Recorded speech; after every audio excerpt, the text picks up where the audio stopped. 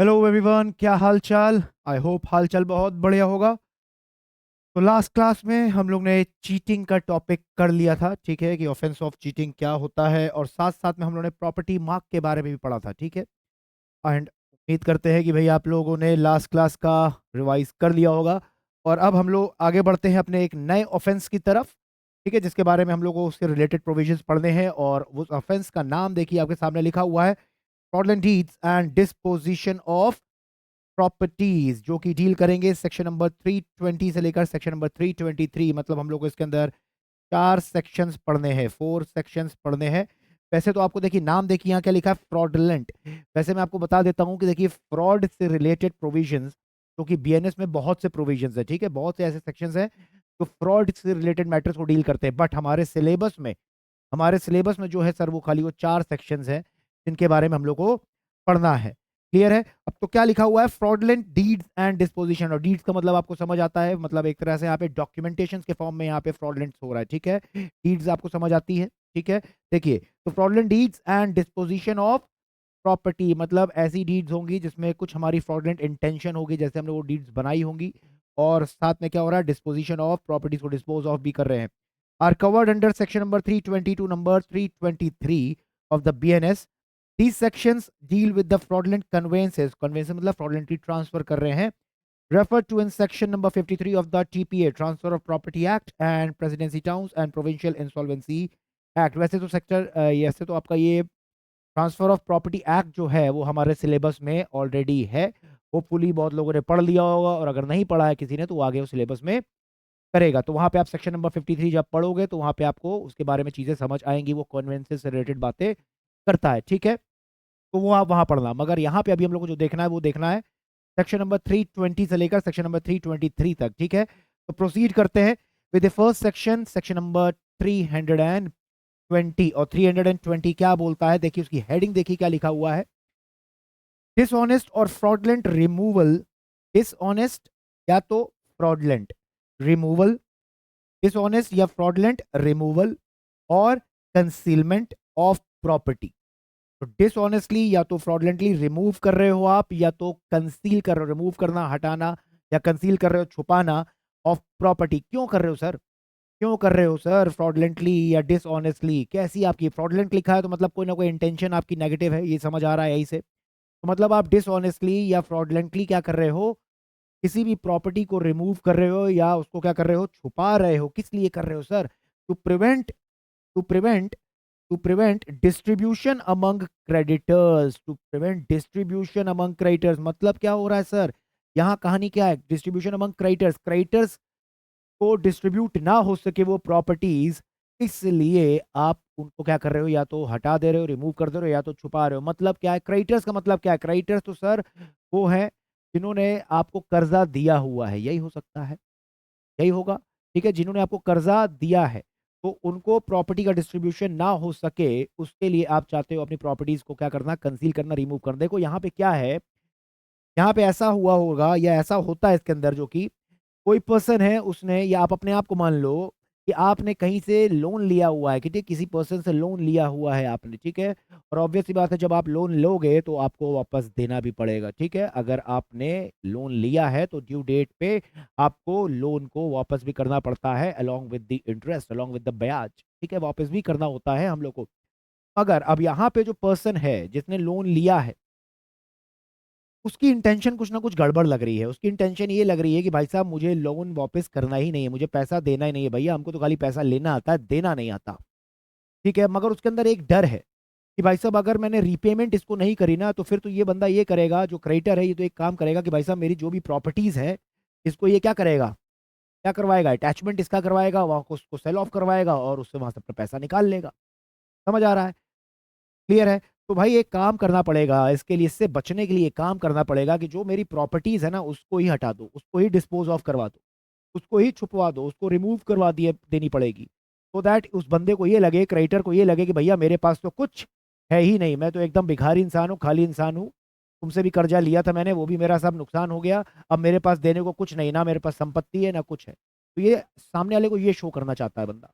समझ आ रहा है, सामने वाले को ये शो करना चाहता है, जिसकी वजह से ये फ्रॉडलेंटली या डिसऑनेस्टली अपनी प्रॉपर्टीज को रिमूव कर रहा है सो दैट सामने वाला उसकी प्रॉपर्टीज को अटैच करके बेच बाच करके पैसे रिकवर ना कर सके। भाई साहब एक बात बताओ, पैसे आपने अगर लिए हैं तो पैसा तो वापस करना है, या तो आप दीजिए या तो आपकी प्रॉपर्टीज को बेच बाच के दिया जाएगा। अगर आप तो डिसऑनेस्टली या कुछ गड़बड़ करना चाह रहे हो, आपकी तो इंटेंशन ही खराब लग रही है, आपकी तो नीयत ही नहीं लग रही पैसा वापस देने की, यही हो रहा है यहाँ पे। तो अगर आप ऐसा काम करते हो, ऐसा कुछ भी काम करते हो, तो भाई साहब वो ऑफेंस है। समझ आ रहा है? वही लिखा है इसके अंदर और कुछ भी नहीं लिखा है। समझ आ रही है? कुछ भी और ऐसा नहीं लिखा हुआ इसके अंदर। अब जैसे मैं आपको एग्जांपल एक नॉर्मल दे देता हूँ, नॉर्मल एग्जांपल दे देता हूँ। अब आप क्या कर रहे हो, किस तरीके से रिमूव कर रहे हो, देखिए। अब आपकी इंटेंशन तो गड़बड़ है। आपकी इंटेंशन कैसी है?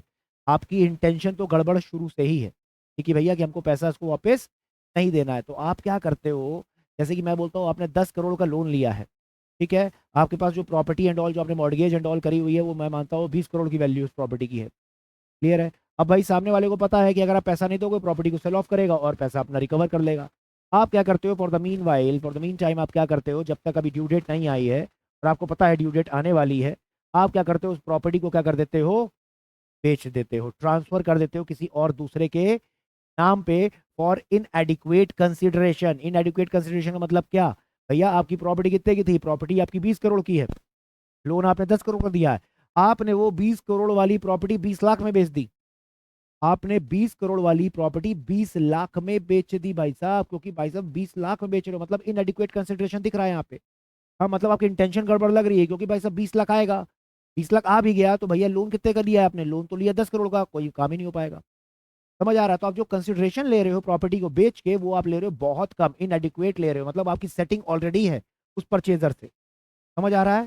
क्लियर है कि नहीं क्लियर है? क्लियर है, सो दैट आपके पास जो पैसा आया है उसको आप रीपे ना कर पाओ। क्योंकि अगर 10 करोड़ की 20 करोड़ की प्रॉपर्टी है, अगर 20 करोड़ में बेचो, आप 22 करोड़ में बेचोगे, तो कोई दिक्कत नहीं, 22 करोड़ आ जाएगा, 10 करोड़ का लोन है वो तो अब रीपे हो जाएगा, फिर तो भाई नुकसान हो गया, तब तो रीपे करना पड़ेगा वहां तो। समझ आ रही? तो आपकी इंटेंशन ऐसी है कि पैसा वापस ना जाए, पैसा वापस आपको देने की नियत ही नहीं है। तो आपने क्या करा भैया, 20 करोड़ की प्रॉपर्टी आपने 20,000 में बेच दी, 2 लाख में बेच दी, 20 लाख में बेच दी। समझ आ रहा है? क्लियर है? क्यों? क्योंकि आपका इंटेंशन यहाँ पे गड़बड़ है। और प्रॉपर्टी किसको बेचोगे, ऑब्वियस सी बात है आपके जान पहचान का बंदा होगा। खाली दुनिया की नज़र में दिख रहा है कि आपने प्रॉपर्टी बेची है, मगर एक्चुअल में ऐसा कुछ भी नहीं हो रहा हो। समझ आ रहा है? तो देखिए यहाँ पे क्या लिखा हुआ है, सुनो। हुएवर, कोई भी इंसान अगर डिसऑनेस्टली या तो फ्रॉडलेंटली, कोई भी इंसान है, हुएवर। अब ये हुएवर कौन है भैया, हुएवर कौन है, हुएवर कौन? अच्छा, पहले इसमें आने से पहले मैं आपको बता देता हूँ, ये जो प्रॉपर्टी वर्ड लिखा हुआ है यहाँ पे, ये प्रॉपर्टी, ये जो प्रॉपर्टी वर्ड लिखा हुआ है बेटा, ये दोनों कवर करेगा, चाहे मूवेबल हो चाहे इमूवेबल हो। पहले इसको तो माइंड में क्लियर कर लेना, तो मतलब दोनों से रिलेटेड प्रोविजन है यहाँ पे। क्लियर है? अब आते हैं आगे बढ़ते हैं। देखिए क्या लिखा है, हु एवर, कोई भी इंसान अगर डिसऑनेस्टली या फ्रॉडलेंटली रिमूव करता है, कंसील करता है, या तो डिलीवर करता है किसी दूसरे पर्सन को।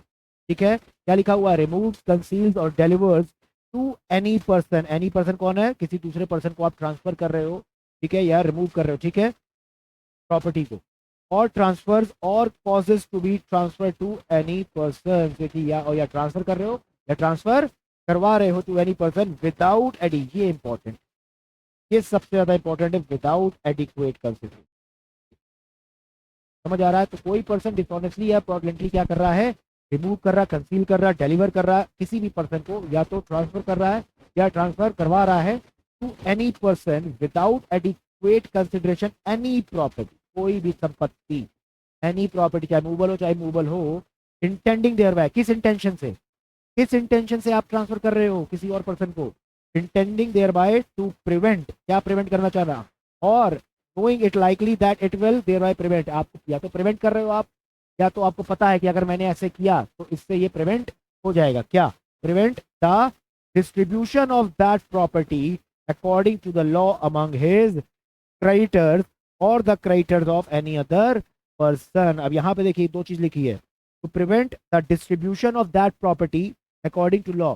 डिस्ट्रीब्यूशन ऑफ दैट प्रॉपर्टी का मतलब क्या भैया, बेच बाच के पैसा। समझ आ रहा है? लॉज में तो यही लिखा है अलग अलग लॉज में कि भैया अगर आप रीपे नहीं करते हो तो आपकी प्रॉपर्टीज को अटैच किया जाएगा, बेचा जाएगा, ऑक्शन होगी, पैसा आएगा और डिस्ट्रीब्यूट कर दिया क्रेडिटर्स में। लॉज में तो यही लिखा है अलग अलग। समझ आ रही है? तो वही बोल रहा है, प्रिवेंशन क्या करना चाहते हो, distribution of that properties according to the law among his creditor, जो आपके क्रेडिटर हैं जिनसे आपने कर्जे लिए हुए हैं, या तो वो आपके क्रेडिटर्स, तो ये आपके क्रेडिटर्स की बात कर रहा है। समझ आ रहा है? आपके क्रेडिटर्स, तो मतलब ये बोरोवर के एंगल से बात कर रहा है, जिसने बोरो करा है, हिज क्रेडिटर्स। और the creditors of any other person, या तो creditor of any other person मतलब आपने सर गारंटी दी हुई है किसी, मतलब आप गारंटर के एंगल से बात कर रहे हो यहाँ पे, मतलब आपने किसी को गारंटी दी हुई है कि अगर ये भैया बोरोवर पैसा नहीं देगा तो मैं पैसा दूंगा। हाँ, अब आप भी पैसा कहाँ से दोगे, आपके पास भी पैसा नहीं है, आपके पास भी अगर प्रॉपर्टीज है और आपने अगर गारंटी दी हुई है, अगर आपने कोई कोलेटरल गारंटी दी हुई है वहाँ पे, तो उस केस में क्या होता है, उस केस में क्या होता है, आपकी प्रॉपर्टीज को बेच के आपके पैसे ले जाते हैं। तो दोनों केस की बात कर रहा है, या तो बोरोवर के एंगल से या तो गारंटर के एंगल से, दोनों के एंगल से हमें बात हो रही है।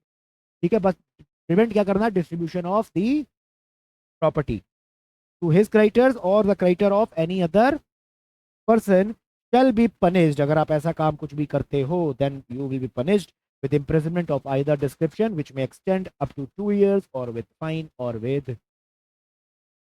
आ रहा है समझ? बोलिए भाई, आ रहा है कि नहीं आ रहा है समझ? बोलो, आ रहा है समझ कि नहीं आ रहा? देखिए इसके एसेंशियल इंग्रेडिएंट्स एक बार पढ़ लो नीचे, फिर आते हैं एक एग्जांपल। एग्जांपल भी एक लिखा हुआ है, देखो, A is the debtor and B is the creditor, एक डेटर है और एक क्रेडिटर है। इसने पैसा लिया हुआ है मिस्टर ए ने, इसने पैसा दिया है। A has to pay ₹1 crore, इसको 1 करोड़ रुपए उसको वापस देना है। Now A has certain movable and immovable properties, और ए के पास क्या है, ए के पास प्रॉपर्टीज भी है, मूवेबल भी है, मूवेबल भी है और इमूवेबल प्रॉपर्टीज इसके पास है। ए डज नॉट, मगर इसकी नीयत ही नहीं है वापस देने की, इसको पैसा देने की नीयत ही नहीं है। A does not want to pay back 1 crore to B, for that A transfer the properties to X, इसने क्या करा, जो भी इसकी प्रॉपर्टीज थी, इसने एक मिस्टर एक्स है उसको ट्रांसफर कर दी। ये सब प्रॉपर्टीज किस लिए प्रॉपर्टीज ट्रांसफर कर दी, ये दिखाने के लिए भैया मेरे पास तो कुछ है ही नहीं देने के लिए, to prevent the distribution of his properties to mister B. समझ आ रहा है? A is liable under section number 3(2). आ रहा है समझ? आ रहा है समझ? और यहाँ पे आप बस दिमाग में रखना, जो भी प्रॉपर्टीज आप ट्रांसफर करते हो, जो भी ट्रांसफर आप किसी को बेचते हो, वो सर कैसे होता है, वो सर होता है, वो सर कैसे होता है, वो होता है और इनएडिक्वेट कंसिडरेशन। ठीक है, इनएडिक्वेट कंसिडरेशन के साथ हमेशा और हमेशा जाता है। मैं आपको दिखा देता हूँ, इधर आओ, देखिए पॉइंट, स्टेप बाय स्टेप चलना। देखिए दो पार्टीज हैं, एक मिस्टर ए है और एक मिस्टर बी है। मिस्टर ए कौन है, mister A is the borrower, mister A is the borrower and mister B is the creditor. तो ऑब्वियस सी बात है, मिस्टर ए ने मिस्टर बी से पैसा लिया होगा, यस लिया है। कितना लोन लिया है, 10 करोड़ का लोन लिया है, और अपनी प्रॉपर्टी पे मॉर्गेज करा है। प्रॉपर्टी की वैल्यू 15 करोड़ रुपए है, जिसको उसने उसके पास मॉर्गेज कर दिया। साथ साथ में एक क्रेडिटर, एक गारंटर भी है मिस्टर सी, जिसने गारंटी दी है, और साथ में मतलब कोलेटरल गारंटी दे रहा है अपनी पर्सनल प्रॉपर्टी पे, जो कि कितने की वैल्यू है, 5 करोड़ की। तो एक तरह से देखा जाए लोन 10 करोड़ का है, मगर साथ साथ में मॉर्गेज प्लस गारंटी जो है वो टोटल देखी जाए तो 15 + 5 20 करोड़ की है। क्लियर है? जो कि मिस्टर क्रेडिटर के पास है। आता है समझ? भैया क्रेडिटर एकदम खुश, कोई दिक्कत नहीं है, अगर नहीं दे पाएगा तो बेच बाच के पैसे निकाल लेंगे, चलो ठीक है। आगे क्या होता है, mister A sales his property for ₹2000, 2000 में भाई साहब 15 करोड़ की प्रॉपर्टी जो मॉर्गेज करी वो बेच दी। किसको बेच दी, मिस्टर P1 परचेजर को बेच दी। ठीक है, कब बेची है, बिफोर द ड्यू डेट, अभी ड्यू डेट नहीं आई होगी, उसके पहले ही सब काम कर रहे हैं। और साथ साथ में गारंटर है, ये भी स्मार्ट है, इसने भी क्या करा, एक P2 है उसको प्रॉपर्टी बेच दी अपनी 5 करोड़ वाली, कितने पे, 1000 रुपए में, लो भाई 1000 में बेच दी। समझ आ रहा है, गड़बड़ लग रही है, फ्रॉड लग रहा है, कुछ कुछ फ्रॉड लग रहा है यहाँ पे, चल लग रहा है। अब आइए स्टेप नंबर 5 में।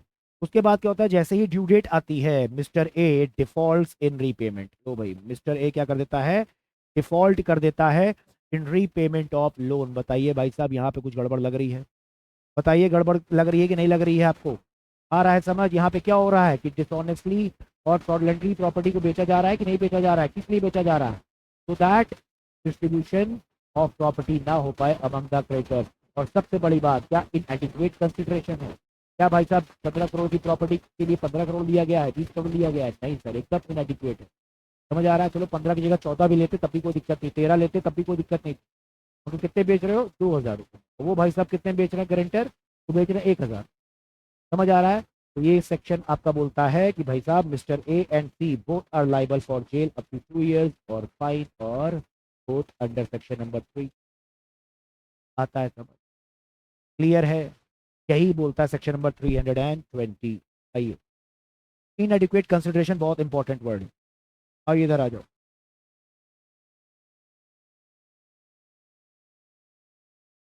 Essential ingredients to constitute, essential ingredients क्या है, और ये किसने बताया, Guwahati high court in Ramotar Chaukehani versus Hari Ram Todi and another 1982 का केस है। हेल्ड दैट, क्या बोला गुजरात हाई कोर्ट ने, गुवाहाटी हाई कोर्ट ने, सॉरी गुवाहाटी हाई कोर्ट ने क्या बोला, that N offence under this section has following essential ingredient, कौन कौन से भैया एसेंशियल इंग्रेडिएंट आपको पता ही है पहले से ही। Number one, that the accused removed, concealed या तो डिलीवर करा है द प्रॉपर्टी, और दैट ही ट्रांसफर्ड और it cause it to be transfer to someone, कुछ भी इसमें से, ठीक है। दूसरा, that such transfer was without, ये इंपॉर्टेंट है, जो भी करा है सर विदाउट एडिक्वेट कंसिडरेशन करा है, एडिक्वेट कंसिडरेशन नहीं मतलब इनएडिक्वेट कंसिडरेशन है, समझे, प्रॉपर कंसिडरेशन के साथ नहीं किया है। That the accused thereby intended to prevent, और ये सब क्यों कर रहा है, to prevent, intended to prevent, और knew that he was thereby likely to prevent, या तो वो प्रिवेंट कर रहा है, इंटेंशन उसकी प्रिवेंट करना, या तो उसको पता है कि अगर मैंने ऐसा किया तो भाई साहब इससे प्रिवेंशन हो जाएगा, किसका prevention, prevention of the distribution of that property according to law among his creditors और the creditors of any other person. आ रहा समझ, दैट ही एक्टेड, और ये जो भी एक्टिंग हुई है इसकी, जो ऐसे भी काम किया है, ये सब कैसा काम करा है, डिसऑनेस्टली और फ्रॉडलेंटली करा, समझ आ रही है, आता समझ। This section specifically refers to frauds connected with insolvency, समझ आ रही है, क्लियर है, जब इंसॉल्वेंट हो जाता है बंदा ही, क्यों बोलता है मेरे पास तो कुछ भी नहीं है, समझ आ रही है। Offence under it consist in a dishonest, in a dishonest dispose of the property, dishonestly आप प्रॉपर्टी को डिस्पोज ऑफ कर रहे हो विद इंटेंट टू, क्या इंटेंशन आपकी, cause the wrongful loss to the creditor, wrongful loss हो किसको, नुकसान किसको हो, the creditors, it applies to movable as well as immovable properties, दोनों प्रॉपर्टीज पे ये अप्लाई होता है, आता है समझ, क्लियर है कि नहीं क्लियर है बताइए भाई, क्लियर और नॉट क्लियर, क्लियर है तो यहाँ जाके आपका सेक्शन नंबर 320 होता है ओवर। आई होप क्लियर होगा, आई होप, उम्मीद करते हैं आपको समझ आया होगा, आ गया समझ। नेक्स्ट प्रोसीड करते हैं सेक्शन नंबर 321, और क्या बोल रहा है, हेडिंग पढ़िए क्या लिखा, हेडिंग पढ़िए क्या लिखा है, हेडिंग पढ़ो।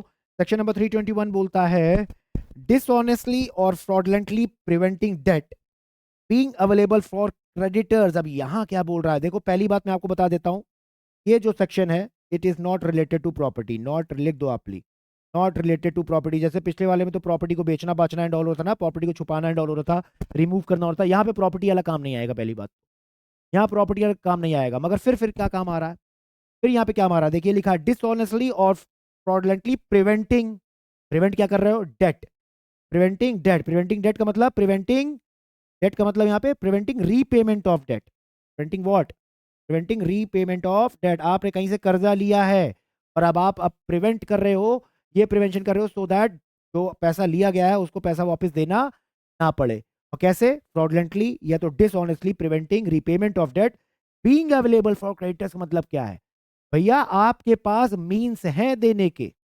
आपके पास अलग अलग मीन्स हैं, आपके पास तरीका है कि भैया हम करके दे सकते हैं, समझे, your means are available for the repayment of debts to the creditors, मगर आपकी वही बात, नियत ही नहीं, नियत ही नहीं, आप देना ही नहीं चाहते हो, आप देना ही नहीं चाहते हो, समझे हो। देखिए यहाँ पे क्या लिखा है, क्या लिखा है, this sections like the preceding sections, preceding section जो सेक्शन 320 था उसमें भी यही था कि क्रेडिटर्स को पैसा ना देना पड़े, वो प्रिवेंशन कर रहे थे वहां पे, मगर प्रॉपर्टी के साथ खिलवाड़ हो रहा था, मगर यहाँ पे क्या है, यहाँ पे प्रॉपर्टी का कोई रोल नहीं है, यहाँ पे दूसरे मीन्स अवेलेबल है मगर आप उसको यूटिलाइज नहीं करना चाह रहे हो, समझ आ रहा है, देखिए कैसे, this section like the preceding section is intended to prevent, यहाँ पे भी इंटेंशन क्या है, to prevent defrauding of creditors by masking of the properties, देखिए क्या लिखा है, whereby a person has the means, means उसके पास है, तरीका उसके पास है, इसलिए फॉर रिटर्निंग हिज लोन, कि पैसा वापस दिया जा सकता है, उसके पास है, ठीक है, but but he is not availing such means, लो भाई वो अवेल ही नहीं करता, समझ आ रहा है, अवेल ही नहीं करना चाहता, क्योंकि उसने अवेल कर लिया तो उसको पेमेंट देनी पड़ जाएगी, availing such means is fraudulent prevention of debt being available for the creditors, being available for the creditors. अब नीचे इसके लिखा है सेक्शन प्रोविजन लिखा है, और सेक्शन में क्या लिखा हुआ है देखिए, देखिए पहले मैं आपको एक बार इसका एग्जांपल देता हूँ फिर आपसे प्रोविजन पे आते हैं, इधर आओ देखो सिंपल सा, एक मिस्टर ए है, एक मिस्टर बी, एक मिस्टर सी है, अब पहले आइए, मिस्टर ए है, इन्होंने मिस्टर बी को 20 लाख रुपए दिए हुए हैं, ये स्टेप नंबर 1 है। मिस्टर ए ने 20 लाख रुपए मिस्टर बी को दिया हुआ है, क्लियर है। मगर हुआ क्या, उसकी एक ड्यू डेट होगी कि भैया इतने टाइम बाद वापस हो जाएगा। अब उसके बाद क्या होता है, मिस्टर ए को पैसे की जरूरत पड़ गई। मिस्टर ए ने क्या करा, मिस्टर सी से, अपने दूसरे दोस्त से 15 लाख रुपए की जरूरत थी, 15 लाख रुपए ले लिए। ठीक है, क्लियर है, बताइए भाई, क्लियर है। अब मैं मान के चल रहा हूं कि दोनों की ड्यू डेट आसपास ही है, करीब है। ठीक है, अब क्या होगा, ऑन ड्यू डेट क्या होगा, mister A will demand mister B. Mister A क्या करेगा, मिस्टर ए डिमांड करेगा मिस्टर बी से, क्या बोलेगा कि भैया हमारे 20 लाख रुपए दे दीजिए।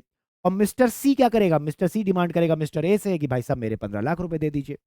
यही होगा, क्लियर है, समझ आ रही है कि नहीं आ रही है, इतना ही होगा। मगर होता क्या है, अब हुआ क्या, मिस्टर सी जो है ना, मिस्टर सी, ये मिस्टर सी जाते हैं मिस्टर ए के पास और बोलते हैं भाई साहब मेरा 15 लाख रुपए, मेरा 15 लाख रुपए मुझे चाहिए। मिस्टर ए बोलता है भाई साहब मेरे पास है ही नहीं देने को। मिस्टर ए क्या बोलता है, मेरे पास देने को है ही नहीं। मगर साथ साथ में मिस्टर ए पहले से ही मिस्टर बी को समझा देता है, मिस्टर ए पहले से ही मिस्टर बी को समझा देता है, जब तक मैं पैसे ना मांगू तब तक तुम पैसे नहीं दोगे मुझे, जब तक मैं नहीं बोलूंगा तब तक तुम पैसे नहीं दोगे, ड्यू डेट जाए भाड़ में, बड़े ड्यू डेट आ गई हो, जब तक मैं नहीं मांगूंगा तब तक तुम पैसे नहीं दोगे। क्योंकि उसको पता है कि अगर मिस्टर बी ने मुझे पैसे वापस दे दिए तो भाई साहब मुझे फिर मिस्टर सी को पैसा वापस देना पड़ेगा, तो पता है पहले से। तो मतलब एक तरह से मिस्टर ए के पास मींस है टू रिटर्न हिज डेट, उसके पास रिटर्न, उसके पास मींस है कि नहीं, हाँ सर ये मींस है, 20 लाख रुपए और चाहे तो ले सकता है और वापस दे सकता है 15 लाख इधर। मगर ये मीन को जो इसके पास तरीका है, इसको ये यूटिलाइज करना ही नहीं चाह रहा है, ये कर ही नहीं रहा है सर, समझ आ रहा है। या तो एक और काम कर सकता है अगर चाह ले तो, अगर इसकी नीयत सही हो तो यही बोल सकता है ना, ओ मिस्टर बी आपसे मुझे 20 लाख लेना है, मुझे मिस्टर सी को 15 देना है, एक काम करिए आप 15 लाख उसको दे दीजिएगा, 5 मुझे दे दीजिएगा, सेटल हो जाता सब कुछ। मगर इसकी इंटेंशन कैसी है, देना ही नहीं है मिस्टर सी को, खाली मुझे लेना आता है, समझ आ रहा है। तो इसने पहले से मिस्टर बी के साथ सेटिंग कर ली कि भैया जब मैं मांगूंगा तब देना, तब तक रखे रहो, यूज करो। आ रहा है समझ, क्लियर है कि नहीं क्लियर है बताइए। यही हो रहा है इसके अंदर, आइए देख लीजिए, आइए आपको दिखाता हूँ, यही हो रहा है, पढ़िए। Section 321 of the BS provides that whoever क्या बोल रहा है, whoever dishonestly or fraudulently, same चीज, prevent any debt or demand due to himself, या तो उसको या तो to any other person। ठीक है, any other person वाला मतलब वो गारंटर के तौर पे बात कर रहा होगा।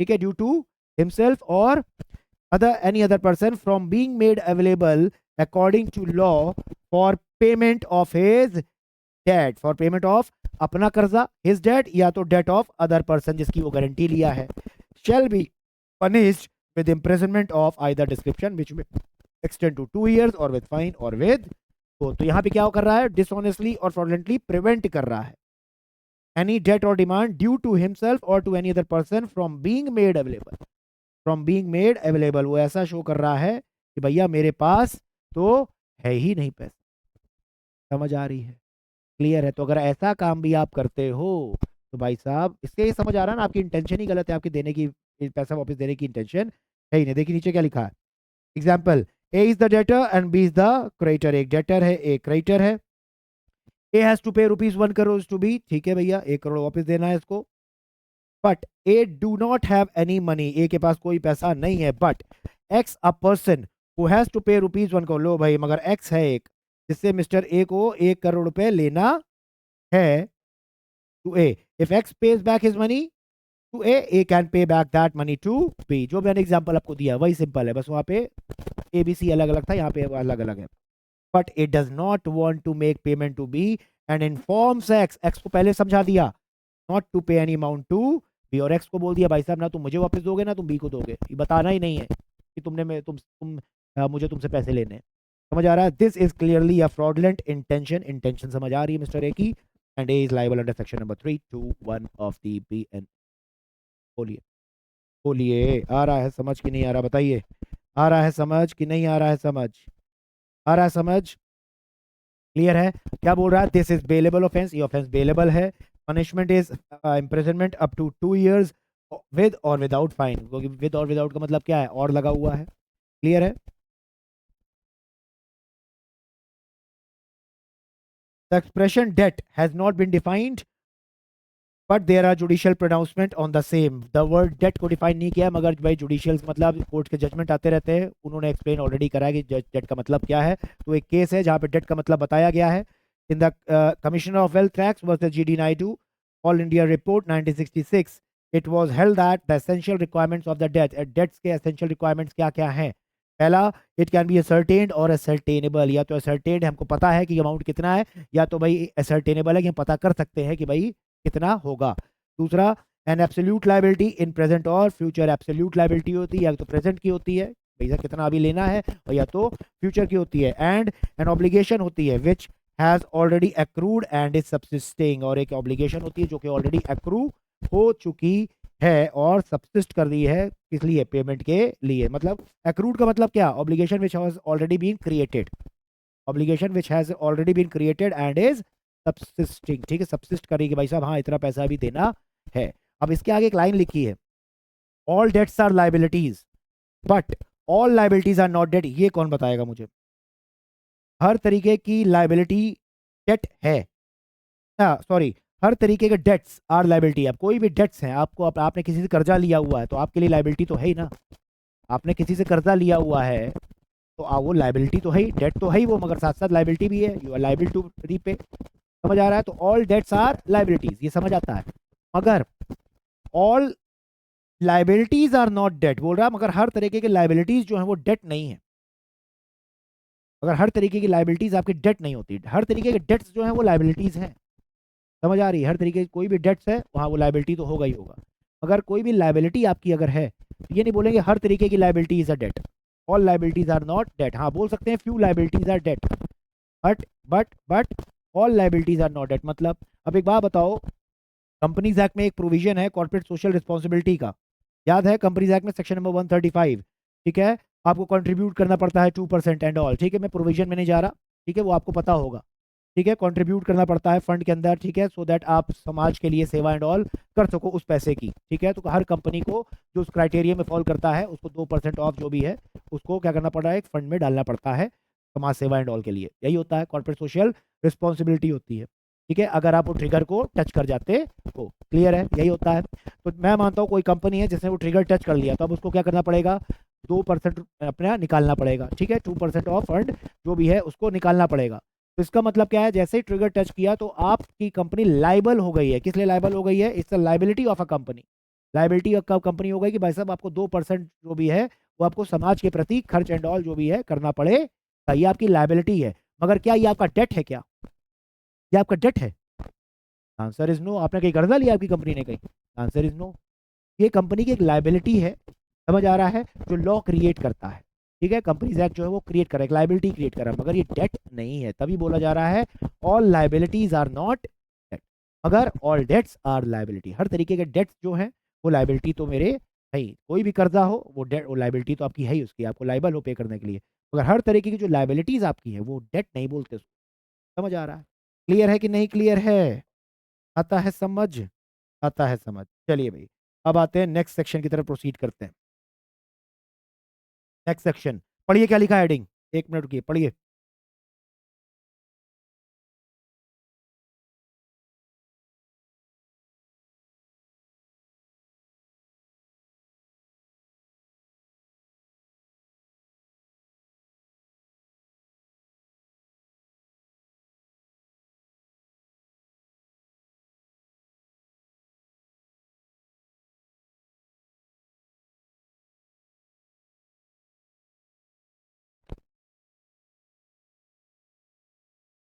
पढ़ लिया? क्या लिखा है?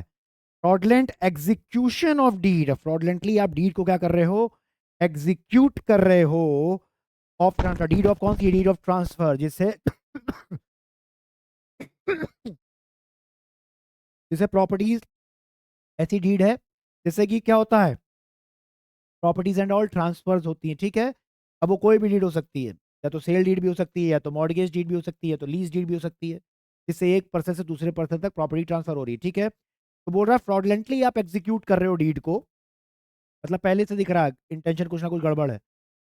Execution of deed of transfer containing, अब डीड में क्या है, containing false statement of consideration, मतलब फॉल्स स्टेटमेंट्स हैं उसके अंदर। लो भाई, अंदर क्या है, फॉल्स स्टेटमेंट। और ये बता दे रहा हूँ, ये ट्रांसफर जो सब यहाँ पे ना, ये रिलेटेड टू प्रॉपर्टी है, पहले लिख देता हूँ, ये प्रॉपर्टी से रिलेटेड बात करेगा। फॉल्स स्टेटमेंट्स हैं, फॉल्स स्टेटमेंट्स ऑफ कंसिडरेशन है। और साथ साथ में देखिए नीचे लिखा है, this is a variety of fraudulent execution which deals with दो चीज का, false recital as to consideration. False recital मतलब false terms and conditions about the consideration, मतलब फॉल्स मतलब गलत इंफॉर्मेशन डली है, गलत स्टेटमेंट्स डले हैं रिलेटेड टू कंसिडरेशन। ठीक है, एडवांस आपने अगर नहीं दिया है मगर आपने लिखा हुआ है कि एडवांस पेमेंट हो चुकी है, पैसा किसी से नहीं लेना है मगर लिख दिया कि हाँ भाई मुझे सामने वाले से पैसा लेना है। अमाउंट की बात करें तो अमाउंट आपको लेनी कुछ थी, आपने कोई और अमाउंट मेंशन करी हुई है। समझ आ रहा है, समझ आ रही है, तो कुछ भी ऐसी गलत इंफॉर्मेशन उसके अंदर मेंशन्ड है। और या तो फॉल्स रिसाइटल है, false recital as to the name of the beneficiaries, तो ऐसी डीड है जिसमें बेनिफिशियरी का जो बेनिफिशियरीज के बारे में जो इन्फॉर्मेशन है वो गलत है। ऐसा भी हो सकता है, मतलब बेनिफिशियरी का इन्फॉर्मेशन गलत है, मतलब आपने नाम सुना है बेनामी ट्रांजैक्शन, सुना है बेनामी ट्रांजैक्शन? बेनामी ट्रांजैक्शन समझ आता है कि पैसा कोई और दे रहा है और प्रॉपर्टी किसी और के नाम पे हो रही है। पैसा कोई और दे रहा है मगर प्रॉपर्टी किसी और के नाम पे हो रही है, तो ऐसी डीड्स भी बन रही हैं। समझ आ रहा है, पैसा किसी और ने दिया मगर डीड के अंदर किसी और बंदे का नाम डला हुआ है, तो मतलब डीड क्या कंटेन कर रही है, फॉल्स इन्फॉर्मेशन ही कंटेन कर रही है ना, related to the name of the beneficiaries, जो प्रॉपर्टी को यूज करेगा, जिसका बेनिफिशियल इंटरेस्ट है उस प्रॉपर्टी के अंदर। समझ आ रही है कि नहीं आ रही है भाई, बताओ। बेनामी ट्रांजैक्शन समझ आती है कि नहीं आती, बेनामी, बेनामी ट्रांजैक्शन आती है समझ? देखिए इधर आओ, नहीं आता है तो इधर आओ, देखो। माधव, माधव मैं, ठीक है, मैं क्या कर रहा हूँ, प्रॉपर्टी परचेज कर रहा हूँ, मैं क्या कर रहा हूँ, प्रॉपर्टी परचेज कर रहा हूँ बाय पेइंग मनी। ठीक है, प्रॉपर्टी को परचेज मैं कर रहा हूँ, पैसा मैं दे रहा हूँ, पैसा मैं दे रहा हूँ, मगर प्रॉपर्टी जो ले रहा हूँ इन द नेम ऑफ, ओहो, in the name of, in the name of, जो सेल डीड में दिख रहा है in the name of Raghav. लो भाई, in the name of Raghav. अब मेन तो डॉक्यूमेंट है, डॉक्यूमेंट कौन सा है, सेल डीड, मेन तो नाम उसमें होना चाहिए। नाम किसका दिख रहा है उसके अंदर, राघव का। पैसा कौन दे रहा है, माधव दे रहा है। समझ आ रहा है, गड़बड़ लग रही है कुछ, भाई साहब गड़बड़ है ये। ठीक है, तो उस प्रॉपर्टी को जो ले रहे हैं उसको बोलते हैं बेनामी प्रॉपर्टीज, और जिसके नाम पे प्रॉपर्टी ली जाती है उसको बोला जाता है बेनामीदार। ठीक है, जो एक्चुअल में ओनर दिख रहा है, जो एक्चुअल में ओनर दिख रहा है सेल डीड के अंदर, समझ आ रहा है, जिसका नाम है, अगर उसका कोई इंटरेस्ट नहीं उस प्रॉपर्टी में, कोई इंटरेस्ट नहीं है, क्योंकि सर वो पैसा ही नहीं दे रहा है, 1 रुपया भी नहीं दे रहा, खाली उसका नाम यूज हो रहा है। मेन इंटरेस्ट किसका है, मेन बेनिफिशियल इंटरेस्ट किसका है, मेरा है सर, प्रॉपर्टी में रहूंगा मैं, रहूंगा मैं, मगर बस उसके नाम पे ले रहे हैं। समझ आ रहा है, घपलेबाजी हो रही है कि नहीं हो रही है ना, यही है। और देखिए लिखा है, तो माधव का क्या है, डायरेक्ट और इनडायरेक्ट इंटरेस्ट है प्रॉपर्टी में, तो मुझे बोला जाता है बेनिफिशियल ओनर, बेनिफिट तो मैं ही उठा रहा हूँ। समझ आ रहा है, मगर सेल डीड में इंफॉर्मेशन जो है, नेम ऑफ द ओनर जो भी है, वो क्या गलत लिखा है, क्या गड़बड़ लिखी है क्या? यस सर, गड़बड़ तो हो रही है। क्यों हो रही है सर, कोई ना कोई तो घपलेबाजी करनी है ना। अब आपको बता दूं, ये बेनामी ट्रांजैक्शंस करना अलाउड नहीं है। ठीक है, प्रोहिबिशन ऑफ बेनामी ट्रांजैक्शंस एक्ट है, वो आप ECIPL में पढ़ोगे, मैं आपको पढ़ाऊंगा वहाँ पे। ठीक है, वहाँ पूरा इसके बारे में डील करेंगे। ठीक है, बस अभी यहाँ पे नहीं करना है। मतलब क्या और ना, देख लो बेनामी ट्रांजैक्शन का, transaction in which amount is paid by one person, कौन पे कर रहा है, माधव जी पे कर रहे हैं, and property is owned or held by another person, किसके नाम पे, राघव के नाम पे। किस लिए, for direct or indirect benefit to the payer, payer का मतलब मैं, जो पेमेंट कर रहा। आ रहा है समझ, क्लियर है? तो मेन तो घपलेबाजी कहाँ पे हो रही है, इस डीड के अंदर हो रही है, उसी डीड की बात कर रहा है यहाँ पे। आइए देखिए, this is a variety of, देखिए लिखा हुआ है, fraudulent execution of deed to of transfer containing false in statement of consideration and the name of the beneficiary। देखिए क्या लिखा हुआ है, in legal terminology, in legal terminology whoever, अब लीगली देखिए क्या लिखा है सेक्शन नंबर 322 में, whoever dishonestly और fraudulently, पहले पहले लिखा है, dishonestly क्या कर रहा है, साइन कर रहा है, एग्जीक्यूट कर रहा है, और becomes a party to any deed। समझ आ रहा है, साइन कर रहा है, एग्जीक्यूट कर रहा है, और पार्टी भी बन जा रहा है किस पे, डीड में, फ्रॉडलेंटली बन रहा है। समझ आ रही है, कोई पैसा ऐसा नहीं दे रहा है, पैसा नहीं दे रहा, बस डीड में उसका नाम है, fraudulently to any deed or instrument which purports to, और ऐसा इंस्ट्रूमेंट है जिससे क्या हो रहा है, which purports to, ऐसा इंस्ट्रूमेंट है जिससे क्या होगा, which purports to transfer और subject to any charge, या तो भाई प्रॉपर्टी, उस डीड से प्रॉपर्टी ट्रांसफर हो जाएगी, या तो भाई क्या पता मॉर्गेज हो, लीज हो, समझ आ रहा है, या तो subject to any charge, any property और any interest therein and which contains any false statement, और डीड के अंदर क्या है, फॉल्स स्टेटमेंट है, relating to the consideration for such transfer और चार्ज। लो भाई, फॉल्स स्टेटमेंट है relating to consideration of such transfer और charge, or relating to the person or person for whom use or benefit it is really intended to operate shall be punished। लो भाई, shall be punished with the imprisonment of either description for a term which may extend to 3 years or with fine or with both and it is a bailable offense। आता है समझ कि नहीं आता है बता, simple है, मुश्किल तो नहीं लग रहा, मुश्किल, बहुत सिंपल चीज। आगे देखिए इजी वर्ड्स में भी लिखा हुआ है, this sections deal with the fraudulent and fictitious conveyances. Fictitious मतलब जो सच नहीं है, बस दिख रहा है पेपर में, समझ आ रहा है, fictitious conveyances and transfers. Essential ingredient of an offence under section 322 क्या है, एसेंशियल इंग्रेडिएंट क्या है, नंबर 1 देखिएगा लिखा is that the sale deed और the deed subjecting to an immovable property, sale deed हो या कोई भी डीड हो इमूवेबल प्रॉपर्टी से रिलेट करती हो टू अ चार्ज, जिससे चार्ज क्रिएट हो रहा है जिस डीड से, must contain a false statement, उसके अंदर फॉल्स स्टेटमेंट होना जरूरी है। और फॉल्स स्टेटमेंट किससे related, related to the consideration, पहला क्या है, रिलेटेड टू कंसिडरेशन और relating to the person for whose use और benefit it is intended to operate.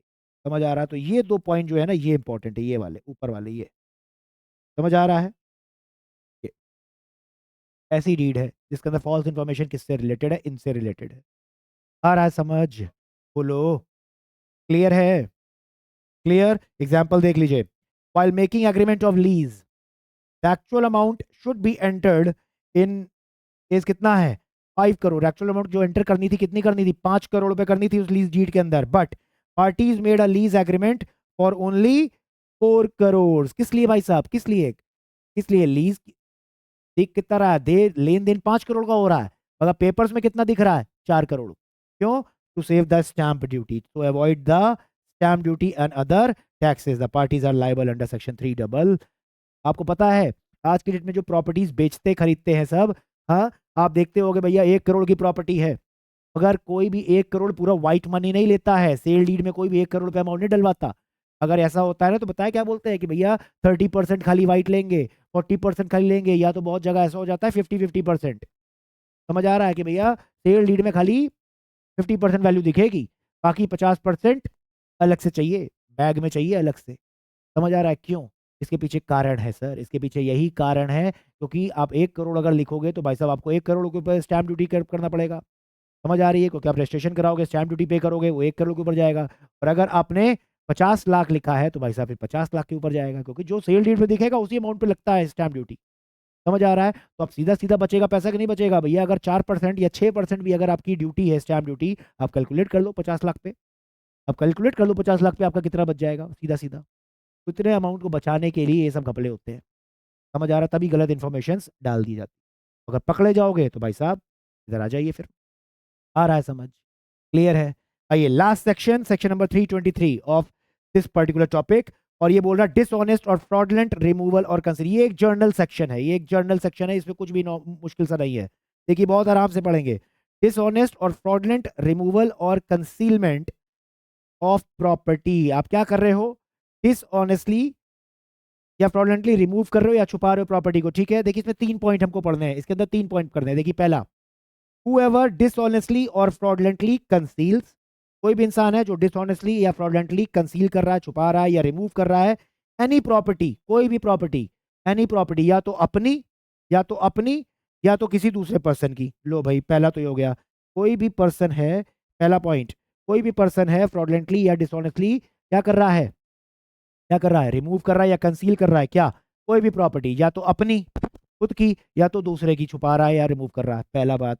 दूसरी, या तो डिसऑनेस्टली और फ्रॉडलेंटली असिस्ट कर रहा है in the concealment or removal there of. लो भाई, या तो भाई छुपा नहीं रहा, या तो किसी सामने वाले की मदद कर रहा है, समझ आ रही है, सामने वाले की क्या कर रहा है, मदद कर रहा है, किस में मदद कर रहा है, इन concealment or removal of the property. लो भाई अपनी प्रॉपर्टी या किसी की प्रॉपर्टी को कंसील नहीं कर रहा, मदद कर रहा है सामने वाले की, हाँ ऐसे ऐसे करो, यहाँ यहाँ रख दो जाके, इस तरीके से काम करो, कोई दिक्कत नहीं, पकड़े नहीं जाओगे। समझ आ रहा है, अब आपको पता है बड़े बड़े स्कैमर्स हुए हैं हमारे इंडिया में, बहुत लोगों ने स्कैम बड़े बड़े करे हैं और उसके बाद भाग गए हैं देश छोड़ के। समझ आ रही है क्या? वो अपने आप कर लेते हैं। अब उनको पता है कि भैया हम देश तो छोड़ के चले गए मगर हमारी संपत्ति तो पूरी यहीं पे है, संपत्ति तो पूरी हमारी भारत में ही है, उनको पता है। तो भाई साहब इनको असिस्ट करने के लिए बड़े बड़े लोग बैठे हुए हैं फिर। समझ आ रहे? बड़े बड़े चार्टर्ड अकाउंटेंट्स भी बड़े बड़े बड़े बड़े कंपनी सेक्रेटरीज भी बैठे हैं, बड़े बड़े सीएफएस भी बैठे हैं। समझ आ रही है? बहुत लोग बैठे हैं, बहुत महाज्ञानी जो होते हैं ना, बड़े बड़े एडवोकेट्स, महाज्ञानी लोग बैठे हैं इनको मदद करने के लिए, असिस्ट करने के लिए। समझ आ रही है? क्लियर है कि किस तरीके से बचेगा। तो अगर कोई बंदा ये गलत काम करवाने में उनकी हेल्प कर रहा है, भाई साहब आप भी फंसेंगे। समझ आ रहा है? तो असिस्टिंग। समझ आ रहा है? दूसरा क्या है? असिस्टिंग। पहले में तो, पहले वाला केस में क्या था, वो बंदा खुद कर रहा है। दूसरे वाले में क्या है, वो असिस्ट कर रहा है किसी को। ठीक है, तो ये सेकंड हो गया। या तो थर्ड पॉइंट, या तो dishonestly releases any demand or claim to which he is entitled. या तो भाई साहब कोई पर्सन डिसऑनेस्टली रिलीज कर रहा है कोई demand or claim to which he is entitled. अच्छा सुनो, एक बात बताओ, एक बात बताओ, बैंक है, बैंक से मिस्टर ए ने लोन लिया है, बैंक से मिस्टर ए ने लोन लिया है 10 करोड़ का। ठीक है, अब जब ड्यू डेट आएगी तो मिस्टर ए बैंक को पैसा वापस देगा। जैसे ही ड्यू डेट आती है, जैसे ही ड्यू डेट आएगी, बैंक के पास क्या आ जाएगा, बैंक के पास एक राइट आ जाता है, right to demand, right to claim the loan amount. यही होता है जैसे ड्यू डेट आएगी। ठीक है, तो बैंक के पास एक क्या आ गया, राइट आ गया। अब बैंक तो भैया, वो बैंक तो चल के जाएगा नहीं। कौन है मेन बंदा जिसने लोन एंड ग्राउंड ग्रांट किया होगा? मैं मान लेता हूँ बैंक का मैनेजर है, मैं मान लेता हूँ बैंक का मैनेजर है।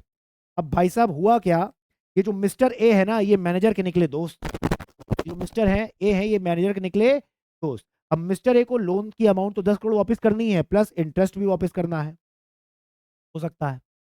अब बैंक मैनेजर ने क्या किया, फ्रॉडलेंटली क्या करा, डिसऑनेस्टली क्या कर रहा है, जो इसके पास एक राइट है, राइट टू क्लेम और डिमांड द मनी, ये क्या कर रहा है, वेव ऑफ कर दे रहा है, वेव ऑफ कर दे रहा है। भैया 10 करोड़ तो वेव ऑफ नहीं करेगा, ऑब्वियस सी बात है। क्या पता इंटरेस्ट अमाउंट जो बोल रहा है कि चलो छोड़ो ना दो, 10 करोड़ का लोन था, 10% पे था, एक महीने एक साल के हुआ तो 11 करोड़, चलो एक काम करो 10 ही करोड़ दे दो, 1 करोड़ माफ। क्यों माफ कर रहा होगा ये बैंक मैनेजर, क्यों कर रहा होगा बैंक मैनेजर माफ?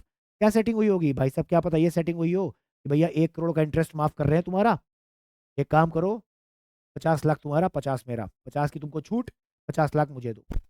सकता है ऐसा, हो सकता है। हाँ भाई साहब, मैनेजर साहब आपका बैंक है क्या? आपका पैसा है बैंक में, पब्लिक का पैसा है बैंक में। समझ आ रही है? क्लियर है? हाँ, अब चाहे इंटरेस्ट अमाउंट छोड़े चाहे पूरा अमाउंट छोड़े, मतलब ये है कि आपके पास राइट है टू क्लेम और डिमांड। आप उस राइट को जो आप क्लेम कर सकते हो, डिमांड कर सकते हो, उसको आप वेव ऑफ कर रहे हो। समझ आ रहा है? और कैसे कर रहे हो, डिसऑनेस्टली, क्योंकि उसके पीछे आपकी इंटेंशन कुछ गलत है। तो अगर आप ऐसा काम भी करते हो भाई साहब, आप इधर फंसोगे। समझ आ रहा है?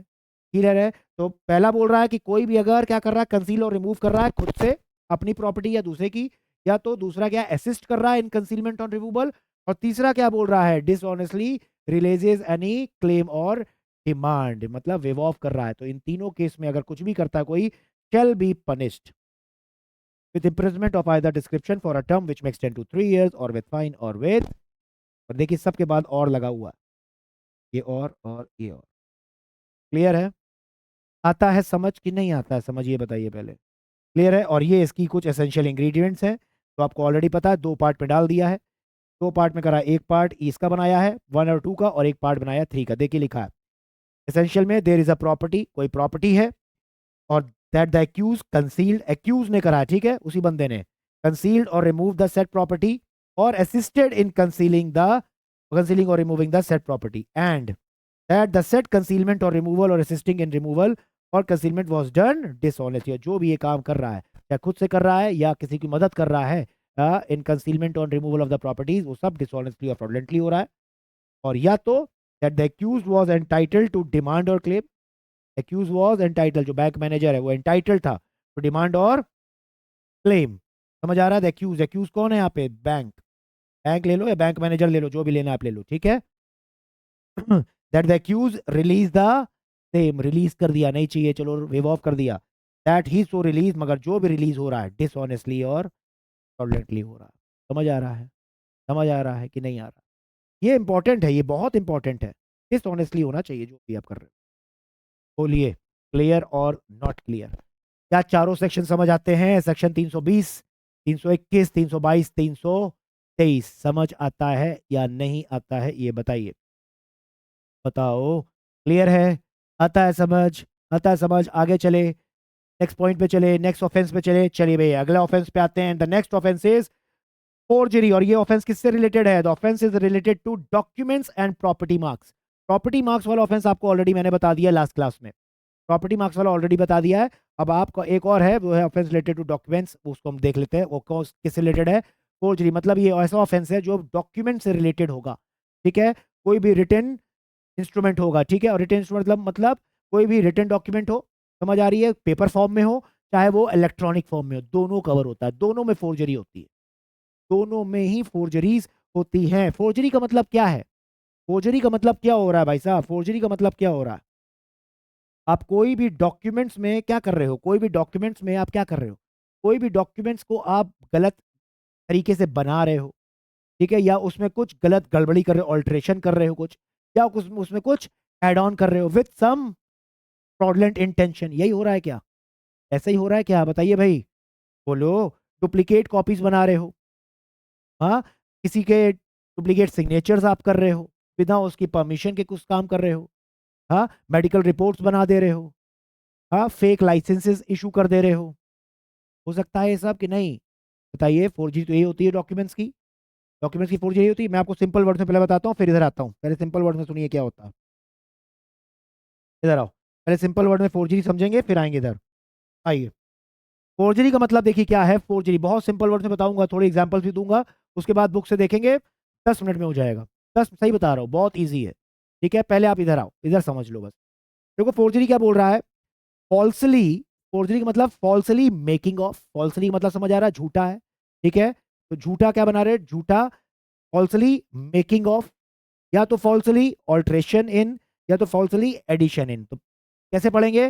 फॉल्सली ऐसे पढ़ेंगे, ऐसे ऐसे पढ़ोगे, देखो ऐसे, falsely making of written instrument, falsely making of any written instrument. ये रिटन इंस्ट्रूमेंट कोई भी हो सकते हैं, रिटन इंस्ट्रूमेंट मतलब कोई रिटन डॉक्यूमेंट भी हो सकता है, तो फिजिकल फॉर्म में होते हैं आपके, पेपर फॉर्म में, पेपर फॉर्म वाला, और या तो सर कोई भी इलेक्ट्रॉनिक रिकॉर्ड्स भी हो सकते हैं आपके, ठीक है। इलेक्ट्रॉनिक रिकॉर्ड्स भी आपके हो सकते हैं, लाइक आपका डिजिटल सिग्नेचर हो गया, ईमेल्स एंड ऑल, कुछ भी हो सकता है। तो क्या हो रहा है? फॉल्सली बना रहे हो आप, मेकिंग ऑफ रिटन इंस्ट्रूमेंट, ठीक है। या तो फॉल्सली ऑल्ट्रेशन कर रहे हो इसमें, इन द रिटन इंस्ट्रूमेंट, या तो फॉल्सली आप एड ऑन्स कर रहे हैं इसमें, इन द रिटन इंस्ट्रूमेंट। क्या पर्पस है सबके पीछे आपका? पर्पस क्या है? पर्पस है फ्रॉड करना या तो डिसीट करना। समझ आ रहा है? इंटेंशन बस आपकी एक ही है, क्या करना? घपला करना है, फ्रॉड करना है। समझ आ रहा है? तो फॉल्सली, फॉल्सली का मतलब गलत है, ठीक है, झूठा है। फॉल्सली बनाना, ऑल्ट्रेशन करना, एडॉन्स करना किसी भी रिटन इंस्ट्रूमेंट के अंदर with the intention of fraud और डिसीट, इसी को बोलते हैं हम फोर्जरी। या मैं आपको मैं सिंपल वर्ड में एक और चीज बताता हूँ। फोर्जरी देखिए क्या लिखा है, it is an act of creating, act है करना, किसका? क्रिएटिंग का, या तो ऑल्ट्रेशन का। एक्ट ऑफ, कैसा एक्ट है? एक्ट से आप क्या कर रहे हो? तो कोई चीज बना रहे हो, क्रिएट कर रहे हो, या तो ऑल्ट्रेशन कर रहे हो डॉक्यूमेंट में, किस लिए? टू गेन, तो किस लिए? To gain what? Unfair advantage, gain unfair advantage. समझ आ रहा है? फायदा उठाना चाह रहे हो सर आप, क्लियर है, इसलिए आप ये काम कर रहे हो। एग्जाम्पल्स देखिए, मैंने बहुत से एग्जाम्पल्स बनाए, देखिए। फॉल्सिफाइंग डॉक्यूमेंट्स मतलब क्रिएटिंग फास्ट फेक पासपोर्ट, लो भाई, क्रिएटिंग फेक पासपोर्ट्स, क्रिएट आपका फेक ड्राइविंग लाइसेंसेस एक्सेट्रा। हाँ, फॉल्सिफाई मतलब झूठे बना रहे हो आप डॉक्यूमेंट्स। और क्या हो सकता है? Signing a document with another person's name, लो भाई, डॉक्यूमेंट कोई है उस पर साइन कर रहे हो, अपना साइन नहीं कर रहे हो, किसी सामने वाले पर्सन का साइन कर रहे हो, समझ आ रहा है? किसी दूसरे पर्सन का साइन कर रहे हो, और बिना उसके पता लगे, ना उसकी परमिशन ना कुछ, समझ आ रहा है? तो इसको भी फोर्जरी बोलते हैं, ये भी फोर्जरी है, समझ आ रहा है? और ऑल्ट्रेशन, अच्छा भाई, प्रॉपर्टी डॉक्यूमेंट्स है उसमें ऑल्ट्रेशन करना, विल्स है, डीड्स है, उसमें बहुत सी इंफॉर्मेशन होती हैं, उसमें बहुत से नाम लिखे रहते हैं विल में। विल में भैया प्रॉपर्टी में 4 भाई हैं, 4 भाई का नाम लिखा हुआ है, ठीक है। अब जो बंदे की जो बंदे ने विल बनाई है, उसने, आप एडवोकेट हो, आपको देके गया है as executor of a will, कि जब मैं मर जाऊंगा तो भैया तुम एग्जीक्यूट कर देना मेरी विल और मेरे चारों बच्चों में बांट देना प्रॉपर्टी जैसे जैसे उसके अंदर लिखा है। और आपने क्या करा, 4 की जगह 5वां अपना नाम भी डाल दिया उसके अंदर। अब बताओ, अब प्रॉपर्टी 4 में नहीं 5 में बटेगी, क्योंकि आपने क्या करा है, फोर्जरी करी है। समझ आ रहा है? तो ऑल्ट्रेशन कर रहे हो प्रॉपर्टी डॉक्यूमेंट्स में, अमाउंट को चेंज कर दे रहे हो। ठीक है, क्लियर है? बिल्स हो गए, डीड्स हो गए, एक्सेट्रा, तो कोई भी प्रॉपर्टी डॉक्यूमेंट्स में ऑल्ट्रेशन, ये भी फोर्जरी है। Making of false PAN card, Aadhaar card etcetera, लो भी। अब बताइए भाई, हाँ, डुप्लीकेट्स बनाना ये भी क्या है, फोर्जरी के अंदर ये भी आता है। ये सब लिख लीजिएगा, समझ आ रही है, लिख लेना। क्लियर है? और क्या हो सकता है, लो प्रिंटिंग ऑफ वो हो फेक करेंसी नोट्स, हाँ, काउंटर फीटिंग, ठीक है, काउंटर फीटिंग होती है वो भी आ रहा, printing of fake currency notes आ गया इसके अंदर, लीजिए भाई। ऑल्टरिंग स्टैम्प पेपर और डुप्लीकेट स्टैम्प पेपर्स बनाना या स्टैम्प पेपर्स में चेंजेस करना, हाँ, ये भी फोर्जरी है, ये भी फोर्जरी है। समझ आ रहा है? क्लियर है? मैनिपुलेटिंग इलेक्ट्रॉनिक, लो भाई, इलेक्ट्रॉनिक रिकॉर्ड जो उनको मैनिपुलेट करना, डिजिटल सिग्नेचर्स आपके जो हैं, ईमेल्स हैं, ईमेल्स में भी सिग्नेचर होता है लास्ट में, समझ आती है, होता है, हाँ, उन सबको भी चेंज कर देना। डिजिटल सिग्नेचर भाई साहब, बहुत से फॉर्म फाइलिंग्स होती है जहाँ पे डिजिटल सिग्नेचर आपका टेस्ट होता है, हाँ, आपने क्या कर दिया, किसी और का डिजिटल सिग्नेचर टेस्ट करा दिया, हो सकता है, हाँ, क्योंकि क्या पता आपकी कंपनी कुछ फ्रॉडलेंट एक्ट कर रही हो, पहले से घपला कर रही हो, अब आपने डिजिटल सिग्नेचर आपने किसी और बंदे का अटैच कर दिया, क्योंकि फंसेगा तो भाई साहब वो फंसेगा ना। आ रहा है समझ? क्लियर है? आता है? एक्सेप्ट्रा, एक्सेप्ट्रा लिख लो, ऐसे बहुत से और एग्जांपल्स हैं, एग्जांपल्स और दिखाओ, ये लो और एग्जांपल लो, लो लो, पहले एग्जांपल ले लो फिर अभी आता हूँ उस पे, पहले समझ लो, बहुत इजी है वहां पे। क्या बोल रहा है, बी मेक्स अ पेंटिंग, अच्छा भाई मिस्टर बी ने एक पेंटिंग बनाई है, B makes a painting and signs the name of a well known artist on that picture, वाह भाई साहब क्या खेल किया है, क्या खेल कर रहा है, मिस्टर बी है खुद से घर में पेंटिंग एक बनाई है, और पेंटिंग नीचे अपना नाम नहीं लिख रहा हो, क्योंकि उसको पता है कि पेंटिंग की औकात कुछ है ही नहीं, वाहियात है, हाँ, उसने क्या करा, वहां पे लिख दिया फेमस रिकॉग्नाइज पेंटर का नाम लिख दिया। आपका कौन है, कौन से हुसैन है सर, एम एफ हुसैन है, एम एफ, मेरे हिसाब से एम एफ हुसैन है, इफ एम नॉट रॉन्ग, ठीक है, तो हुसैन साहब ऐसे बोल देता, हुसैन साहब का उन्होंने नाम लिख दिया। अब बताइए भाई, हाँ, क्लियर है? ही एक्सपोजेस द, उसके बाद क्या करता है, चलो नाम लिख के अपने घर पे रख लेते, चलो समझ आती, क्या करा, he exposes the same picture for sale in the market, लो भाई मार्केट में लगा दिया, सेल पे लगा दिया, और भाई साहब मिस्टर सी एक भोला भांदा व्यक्ति था, उसको लगा भाई फैन साहब की पेंटिंग है, हाँ, और महंगी भी होगी, हाँ, और उसने पेंटिंग खरीद ली। Here B will be liable under the offence of forgery because he defrauds C by giving out the impression that the picture was painted by a renowned artist whereas the painting was made by him। तो liable होगा कि नहीं होगा, the answer is yes, क्योंकि भाई mister सी को तो ये लगा ना कि पेंटिंग किसकी है, रिनोन्ड आर्टिस्ट की है, हाँ, मगर थी किसकी, मिस्टर बी की। समझ आ रहा है? ये एक केस हुआ, और दूसरा केस भी आओ, हेयर, अब एक सेकंड केस है, ये पहला केस हुआ, अब दूसरे केस में आओ, here B could be made liable for the offence of forgery even if B फिर भी लाइबल होगा, even if the picture was not purchase by anyone, भले ही देखो यहाँ पे तो ऊपर वाले केस में तो सी ने परचेज कर ली, पकड़ा गया बाद में, मिस्टर बी तो लाइबल है, मगर मैं बोलता हूँ मार्केट में सेल पे लगाई हुई है, मगर अभी तक किसी ने खरीदी नहीं है, ठीक है, मगर फिर भी अगर पकड़ा गया कि ऐसा लगा कि भाई साहब ये हुसैन साहब की पेंटिंग तो नहीं लग रही है, और किसी ने खरीदी नहीं थी मगर मार्केट में सेल में थी, और पकड़ा गया, वो पेंटिंग पकड़ गई, तो क्या फिर भी मिस्टर बी लाइबल होगा? द आंसर इज यस, क्यों? क्योंकि यहां से क्या पता चल रहा है कि मिस्टर बी की जो इंटेंशन थी वो तो पहले से गलत थी, वो सेल करना चाह तो रहा था मगर सेल हुई नहीं है, वो डिफ्रॉड तो करना चाहता था, उसकी इंटेंशन मगर गलत थी। देखिए क्या लिखा है, P could be made liable for the offense of forgery even if the picture was not purchased by anyone because the intent to deceive the public by exposing the picture in the market itself amounts to forgery। लोग, आपकी जो intention थी ना deceive करने की, वही बस sufficient है इस ऑफेंस को बनाने के लिए। समझ आ रही है? क्लियर है कि नहीं क्लियर है?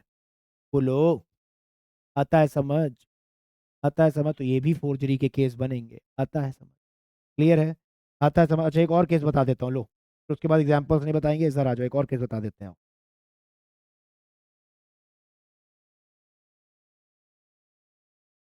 एक है, बंदा है,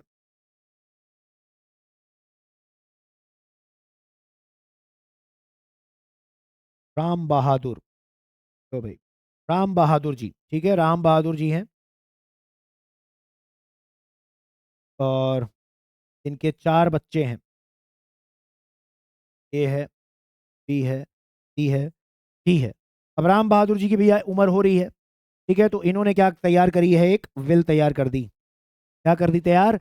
विल तैयार कर दी। और विल में क्या करा है, विल में लिख दिया है कि भाई साहब मेरे जाने के बाद जो भी हमारी संपत्ति है सब हमारे चारों बच्चों में बराबर बराबर बढ़ जाएगी। ठीक है, विल तैयार करी और अपने सबसे बड़े लड़के को, एल्डेस्ट सन को दे दी। एल्डेस्ट सन कौन है? मिस्टर ए को दे दी कि भाई बेटा तुम रखो, तुम्हारे सब छोटे भाई है, मेरे जाने के बाद जो भी होगा हिस्सेदारी सब इसके हिसाब से कर लेना। क्लियर है? राम बहादुर जी की जो है उनकी डेथ हो जाती है, बिल मिस्टर ए के पास है।